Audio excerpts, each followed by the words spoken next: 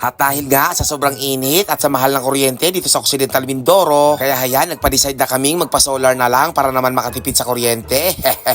Welcome back mga bulikat kong kaibigan at parot. O tara, manood tayo ng gumagawa ng solar. 3 kilowatt nga lang pala ang aming pina-install kasi kaya naman ito ang may aircon at buong kabahayan. O diba, 3 panel ang aming ginamit yan at 2 battery. Ang sabi nga ng installer, maghapon daw, naku po, kayang-kayang paganahin lahat ng ating kabahayan.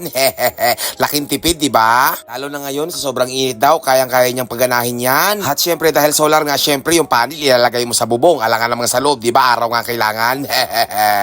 Oh, mag-follow ka na. Kanina ka pa dyan nanonood, magpa-install ka na rin. Sa pagkakataon ng yan ay nag-install na sila ng aparato dito sa loob. Dito papasok yung kuryente para i-divert sa buong kabahayan. Ang sabi ko nga, ihiwala yung aircon para naman na monitor ko kung ilan ang gamit, di ba? O at least safety tayo. May sarili siyang breaker. Napakagaling nga ng mga installer nito.